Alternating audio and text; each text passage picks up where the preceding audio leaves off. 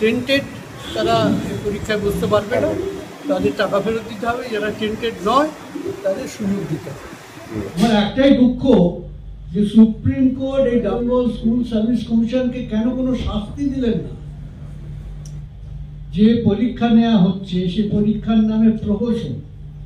যে মাদ্রাসায় যে শিক্ষকরা আছেন সেই শিক্ষক তারা তাদের কোনো অস্তিত্ব নেই, কিন্তু তারা শিক্ষকের মর্যাদা পাচ্ছেন, তাদের মাইনে দেওয়ার কথা সুপ্রিম কোর্ট বলছে। আমি আপনাদের পাশে আছি সমস্ত লড়াইয়ে। এইখানে শুধু নয়, আপনারা যখন রাস্তায় থাকেন, আমি হয়তো যেতে পারি না, আমার শরীর অশক্ত, কিন্তু আমি মনে মনে আপনাদের সঙ্গে আছি, আপনাদের সমর্থনে আছি। 100টার মধ্যে একটা কি দুটো অর্ডার আদালতে শুনানি। এরা চায় তামেদার শিক্ষক, যে ঘুষ দিয়ে চাকরি পেয়েছে সে কোনোদিন মাথা তুলে দাঁড়াতে পারবে না। 2016 যে বিজ্ঞপ্তি অনুযায়ী রিক্রুটমেন্ট করার কথা বলেছে, সুপ্রিম কোর্টের জাজমেন্টের পর যে বিজ্ঞপ্তি সরকার দিয়েছে সেখানে আমি কি ত্রুটি দেখতে পাচ্ছি। সেখানে বলা হচ্ছে ফ্রেশ রিক্রুটমেন্টের একটা বিজ্ঞপ্তি, নতুন গেজেটে যে ধরনের এগুলো আনা হয়েছে। সুপ্রিম কোর্টের জাজমেন্ট বলেছে, সুপ্রিম কোর্ট বলেছে যে যাদের টেন্টেড তারা পরীক্ষায় বসতে পারবে না, তাদের টাকা ফেরত দিতে হবে। যারা টেন্টেড নয় তাদের সুযোগ দিতে হবে। দেখেন তো সবাইকে অ্যাপ্লিকেশনের কথা বলা হচ্ছে, সবাইকে অ্যাপ্লিকেশন দেওয়া। সুপ্রিম কোর্টের কথা অনুযায়ী যারা টেন্টেড নয়, যে বোধহয় 16,000 না কত লোকের সার্টিফিকেট কি আরও বেশি, 19,000 যোগ্য ক্যান্ডিডেট যোগ্য ক্যান্ডিডেট চাকরি গেছে তাদেরকে পরীক্ষা দেওয়া সুযোগ। কিন্তু যে বিজ্ঞপ্তি বেরিয়েছে তাতে কিন্তু 19,000-এর কথা শুধু বলা হয়নি, তাতে বলা হয়েছে সকলেই সেখানে অ্যাপ্লিকেশন করতে পারবে। সুপ্রিম কোর্টের যে অর্ডার, সেই অর্ডারকে ভায়োলেট করে তো বিজ্ঞপ্তি হতে পারে না। সেই বিজ্ঞপ্তি হলে সেটা কন্টিনিউ করতে হবে। সুপ্রিম কোর্ট যাদের বলে দিয়েছে চাকরি ফেরত দিতে, মানে টাকা ফেরত দিতে, তাদের তো আবার নতুন করে বিজ্ঞপ্তির মধ্যে আনা যায় না, আওতায় আনা যায় না। এটা পরিষ্কার করে জানি রাজ্য সরকার কীভাবে করছে। তার জন্য আমার মনটা ভারাক্রান্ত হয়ে আছে এবং বারবার হচ্ছে যে শিক্ষা ব্যবস্থার যে চরম অব্যবস্থা এবং দুর্দশা আমাদের রাজ্যে বিশেষ করে হচ্ছে, সেটা থেকে বেরিয়ে আসার কি পথ আমি তো বুঝতে পারছি না। কবে এই দুর্দশা, এই নৈরাজ্য, শিক্ষাক্ষেত্রে এই নৈরাজ্য থেকে আমরা মুক্তি পাব এবং কিভাবে মুক্তি পাব সেটার দিশা আমি খুব সামনে সেইটা দেখতে পাচ্ছি না। আসল সম্পদ তো তার মানব সম্পদ। মানব সম্পদের থেকে তো বড় সম্পদ কিছু নেই। ধরুন আপনার দেশে আপনার অনেক কৃষিযোগ্য জমি আছে, আপনার অনেক জলাশয় আছে, সেখানে অনেক সম্পদ আছে, আপনার অনেক বৃক্ষরাজি আছে, সেখানে অনেক সম্পদ আছে। কিন্তু এই যে সম্পদ, এগুলোকে ঠিকভাবে কাজে লাগানো, এগুলোকে ঠিকভাবে জাতীয় সম্পদের পর্যায়ে উন্নীত করার জন্য এই সম্পদ সবার মধ্যে ভাগ করে সমবন্টনের যে নীতি আমাদের সংবিধানে আছে, সেই নীতিকে রূপায়ণ করার জন্য যেটা দরকার সেটা হচ্ছে মানব সম্পদের উৎকর্ষ সাধন। সেটা শিক্ষা ছাড়া সম্ভব নয়। যেখানে শিক্ষা এরকম গুরুণ্ঠিত, শিক্ষার মর্যাদা, আমার প্রাক্তন পূর্ববর্তী বক্তা বললেন শিক্ষকদের মর্যাদা যেভাবে যখন এভাবে মাটিতে গড়াগড়ি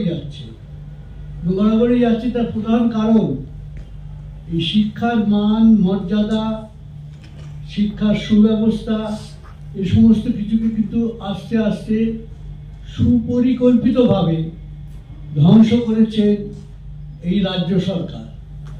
যে রাজ্য সরকার 2011 সালে ক্ষমতায় এসছে, আসার পর থেকে আপনি দেখুন 2011 সালের পর থেকে আমাদের রাজ্যের সামগ্রিক শিক্ষা ব্যবস্থার চিত্রটা 2015, 14, 15, 16 থেকেই শুরু হয়ে গেছে। যে পরীক্ষা নেওয়া হচ্ছে সে পরীক্ষার নামে প্রহসন, পরীক্ষার নামে। আজকে এটা সুপ্রিম কোর্টের সামনে সম্পূর্ণভাবে এটা মানে এটা এটা এটা নিয়ে আর কোনো রকমের দ্বিমত নেই, সম্পূর্ণ রকমভাবে এটা এস্টাবলিশড হয়ে গেছে।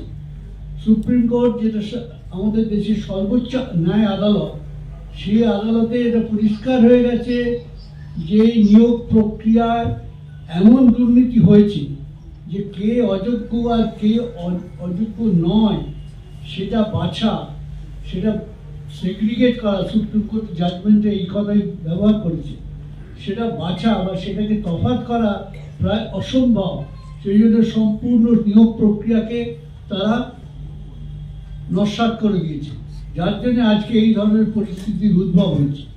আর একদিকে শুনছি মাদ্রাসায় যে শিক্ষকরা আছেন সেই শিক্ষক তারা, তাদের কোনো অস্তিত্ব নেই, কিন্তু তারা শিক্ষকের মর্যাদা পাচ্ছেন, তাদের মাইনে দেওয়ার কথা সুপ্রিম কোর্ট বলছে। আমার দুপাশে দুই মহান শিক্ষক বসে আছেন, একদিকে অম্বিকেশ আর একদিকে মিরাতুন নাহার, এবং দুজনেই এদের শিক্ষক জীবনের যথেষ্ট অভিজ্ঞতা আছে।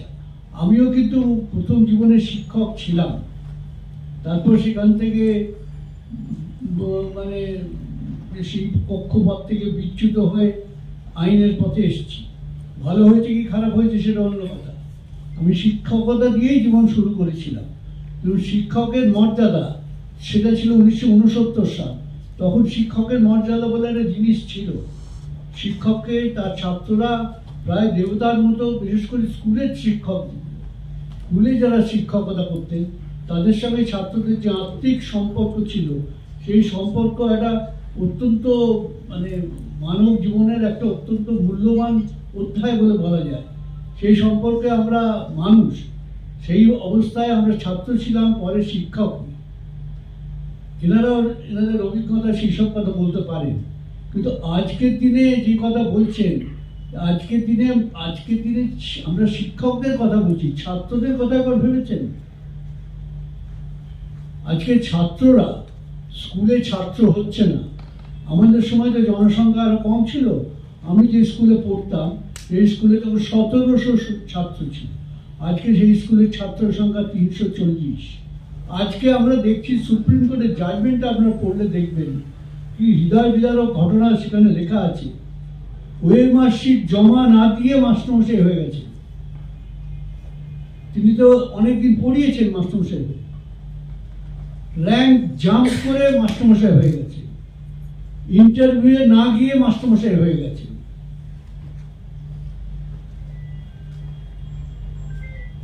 মানে পরীক্ষা না দিয়ে তারা মাস্টারমশাই হয়ে গেছে।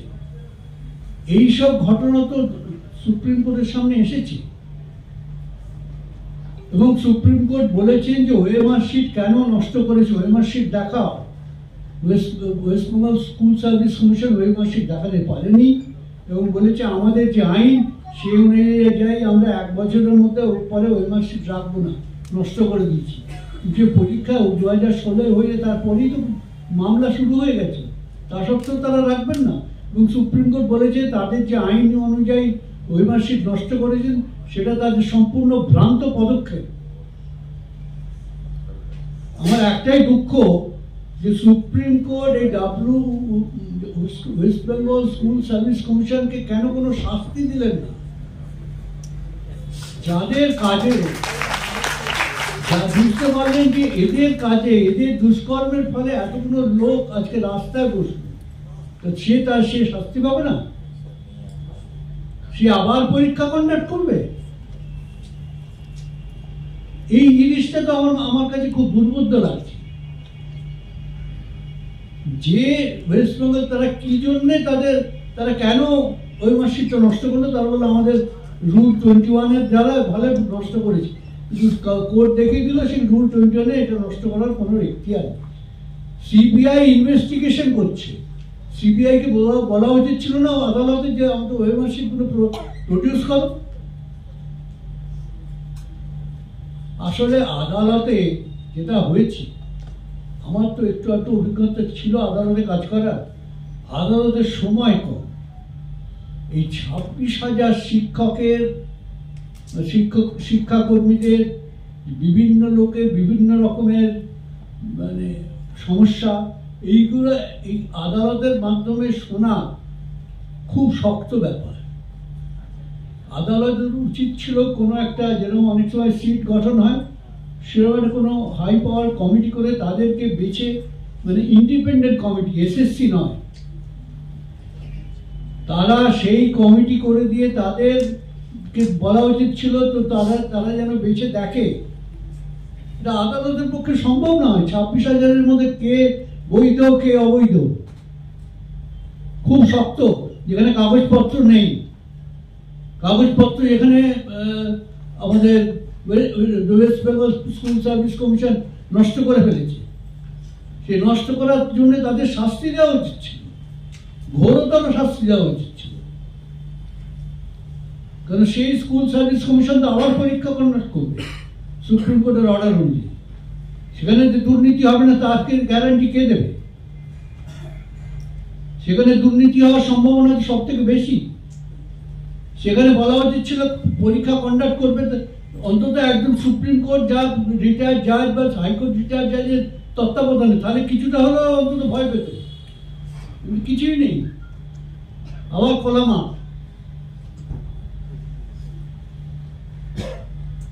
আবার দিদির আশ্বাস এবং দিদির অনুপ্রেরণা, এই দুটোর উপর তো চলছে। কিন্তু কিছু হলেই তিনি বলেন যে আমি সব দেখে দেবো, কোনো চিন্তা করবেন না। কি করে তিনি দেখবেন? আজকে নিশ্চয়ই এই যে নতুন করে যে চাকরি যে বিজ্ঞপ্তি হয়েছে, সেটা নিশ্চয়ই তাদের নির্দেশেই হয়েছে।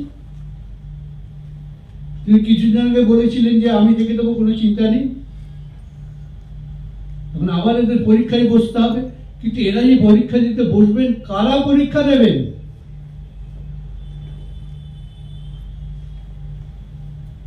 কোনো অ্যাসিওরেন্স আছে এই পরীক্ষা আবার গন্ডগোলের মধ্যে এটা পড়তে হবে না, আবার এই ওএমআরসিতে কারচুপি হবে না? কারণ গতবারের যে ইনভেস্টিগেশন, যে সিবিআই ইনভেস্টিগেশনটা এখন শেষ হয়নি। সিবিআই একবার শুরু করলে তো 20 বছর আগে কিছু শেষ হয় না, সেটা তো এখন শেষ হয়নি। ইনভেস্টিগেশন চলছে, কে দোষী কে নির্দোষ কে অপরাধী সে তো কিছু জানি না আমরা। যে এসএসসির কার্যকলাপের ওপর সিবিআই ইনভেস্টিগেশন চলছে, সেই এসএসসি আবার নতুন করে পরীক্ষা নেবে? মানে আমি একটা জায়গায় চুরি করেছি, আমার ওপর পুলিশি তদন্ত চলছে, আমি আবার আরেকটা জায়গায় যাব, সুযোগ পাবো? কিন্তু মানুষের মনে প্রশ্ন উঠবেই, এসব প্রশ্ন তো মানুষের মনে উঠবেই। আমি এই সমস্ত মামলায় যারা চাকরি প্রার্থীদের, যারা মানে তাদের হয়ে যারা সওয়াল করেছিলেন, তাদের প্রতি সম্পূর্ণ শ্রদ্ধা নিয়ে বলছি, এইসব প্রশ্ন তো আদালতে তোলা উচিত ছিল। এবং আদালতেরও এই যে ব্যাপারটা, 26,000 পরিবার, তাদের ওপর প্রায় চাকরি চলে যাওয়া মানে প্রায় মৃত্যুদণ্ডের স্বামী। একজনের চাকরি চলে যাওয়া মানে 10 বছর চাকরি করছে, কি 8 বছর চাকরি করছে, তার হট করে চাকরি চলে গেল, সে তো মৃত্যুদণ্ডের স্বামী। আজকে দিনে এরপর চাকরি ফিরে পাওয়া তো অসম্ভব ব্যাপার, এবং সেই তাদের কাছেই যেতে হবে। যে সরকার কোন রকম মানে সদিচ্ছা দেখায়নি আইন মেনে চলার। সেদিনই দেখলাম টিভিতে এই সরকারের একজন নাম করা মানে সমর্থক না, নেতাও বলবো তাকে, নেতাই তিনি যে ভাষায় যে ভঙ্গিমায় পুলিশকে ধমকেছেন, এই দেশে যে এই রাজ্যে যে কোনো আইন আছে বলে তো মনে হয় না।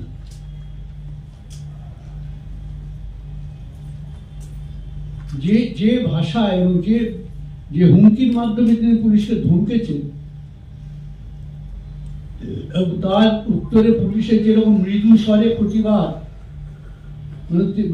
প্রায় মনিব এবং ভৃত্য সম্পর্ক, এটা সেই রাজ্যে আবার নতুন করে পরীক্ষা হবে সেই আবহাওয়ার মধ্যে। যে আন্দোলন করছেন আমাদের চাকরিয়ারা, শিক্ষকরা, তারা যে পুলিশি অত্যাচার, পুলিশি বর্বরতার শিকার হচ্ছেন দিনের পর দিন, সেটা তো অবর্ণনীয়। কিন্তু রাষ্ট্রীয় সন্ত্রাস তাদের ঘাড়ে চাপিয়ে দেওয়া হচ্ছে, আর মুখ্যমন্ত্রী বলছেন তিনি তাদের পাশে আছেন।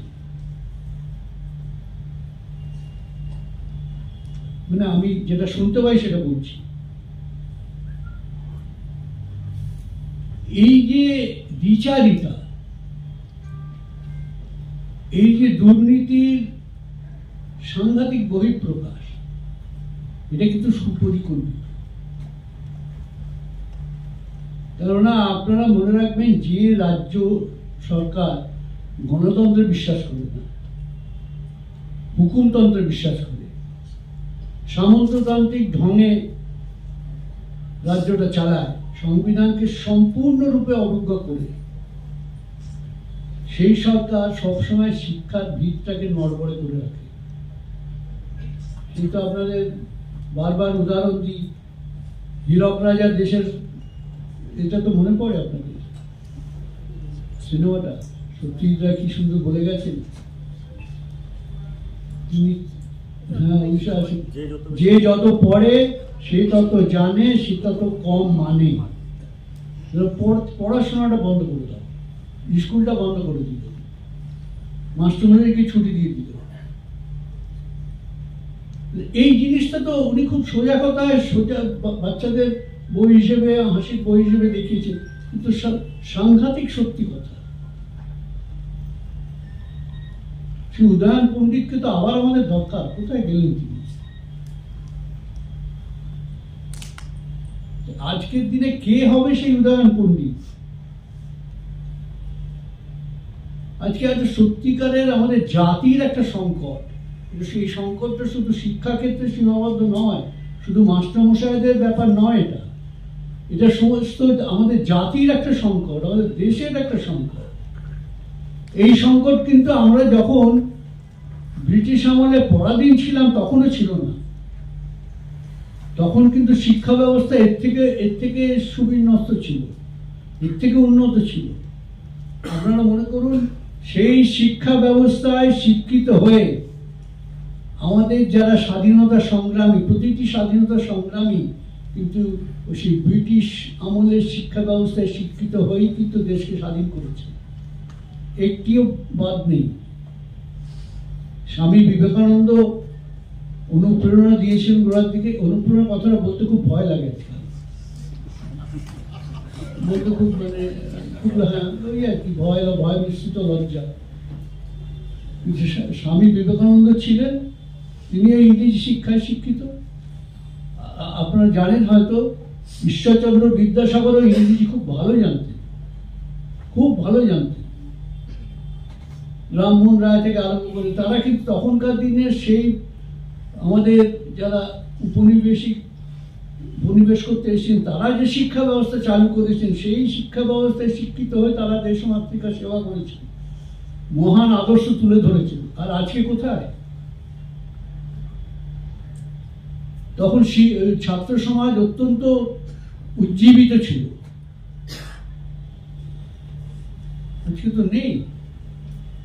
আজকে ছাত্র সমাজ তো দিশেহারা।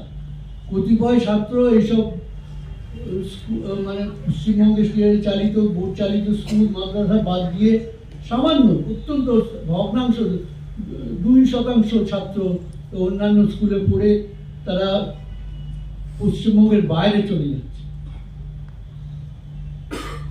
মানে শিক্ষা ব্যবস্থার চরম দুর্দশা। আমার তো খুব চিন্তা হয় যে আজকে ছেলে মেয়েদের সামনে আমরা কি বলবো। আমাদের তো কোনো মুখ নেই, কোনো ভাষা নেই। এই যে আপনাদের এই যে লড়াই, এই যে সংগ্রাম, এটা কিন্তু শুধু আদালতের মাধ্যমে থামবে না, থামা উচিত নয়।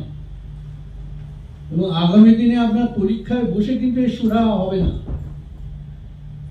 এই সংকট আরো অনেক গভীরে প্রতীত।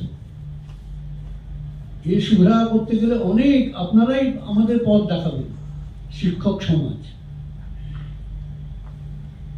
নেতাজি সুভাষচন্দ্র বোস বলেছেন যে তার গুরু হচ্ছেন তার শিক্ষক। স্বামী বিবেকানন্দ তাই স্কটিশ চার্চ কলেজের প্রফেসর ছিলেন তার শিক্ষক, তিনি তার চোখ খুলে দিয়েছিলেন।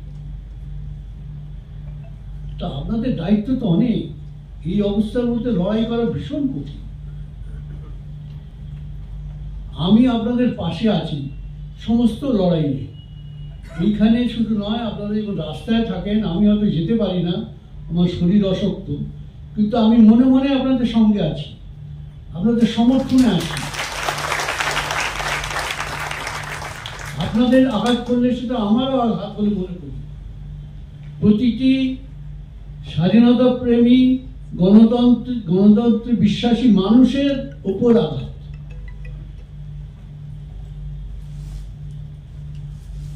আমাকে এখানে আনার জন্য আমি খুব কৃতার্থ আপনাদের কাছে।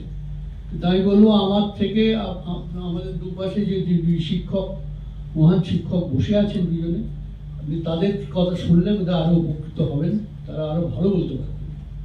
আমি আমার যতটুকু সামান্য বক্তব্য রাখলাম, এই বক্তব্য রাখার জন্য আমার সুযোগ দেওয়ার জন্য আপনাদের ধন্যবাদ। নমস্কার। মার্কশিট জমা না দিয়ে মাস্টারমশাই হয়ে গেছে। তিনি তো অনেকদিন পড়িয়েছেন মাস্টারমশাই, র্যাঙ্ক জাম্প করে মাস্টারমশাই হয়ে গেছে, ইন্টারভিউ না গিয়ে মাস্টারমশাই হয়ে গেছে। একটা প্রশ্ন আপনাকে, প্রাক্তন বিচারপতি হিসেবে আপনাকে যথাযোগ্য সম্মান জানিয়ে, সেটা হচ্ছে আপনার অভিজ্ঞতায় এ পর্যন্ত সুপ্রিম কোর্টে রিভিউ পিটিশন একটিও গৃহীত হয়েছে কিনা? গৃহীত হয়েছে, কিন্তু সংখ্যায় খুব কম। আপনার যে আপনি যে মনে যে প্রশ্ন যেগুলিতে অমূলক নয়, সংখ্যায় খুব কম। আমি জিজ্ঞেস আপনাকে বলি, সুপ্রিম কোর্টে রিভিউ পিটিশন কিভাবে হতো। রিভিউ পিটিশন ফাইল করলো, আমাদের 1টা থেকে 2টো অবধি হচ্ছে এই বিরতি, 10:30টায় কোর্ট বসে, 1টা অবধি চলে, আবার 1টায় উঠে যায়, 2টোয় বসে। তো 1টা থেকে সময় জজ সাহেবরা উঠে গেলেন, উঠে গিয়ে একটু খেলেন, কফি টফি যখন খান 1:30 নাগাদ, তখন জজ সাহেবের যারা সেক্রেটারি থাকে তারাই রিভিউ পিটিশনগুলো তারাই লিখে আনেন অর্ডারটা। এটা আমি বলছি কিন্তু একদম সত্যি কথা, তারাই লিখে আনেন অর্ডারটা, যে এটা তো স্যার কিছু বিশেষ নেই, সই করে দেখি, বুঝতে পারছো? 100টার মধ্যে 1টা কি 2টো অর্ডার আদালতে শুনানি আসলে গৃহীত হবে কিনা তাই নয়, আদালতে শুনানি হবে কি হবে না সেইটা ওখানে ঠিক করেন, যে না ওনারাই ঠিক করেন, জজ সাহেবরা দেখে শুনে বলেন হ্যাঁ এটা মনে হয় একটু কোর্টে শুনানি করা দরকার, সেটা শুনানি মানে রেয়ার, খুব রেয়ার। তো এটা একটু এই মামলাটা ব্যতিক্রমী, ঠিকই কি হবে আমি বলবো।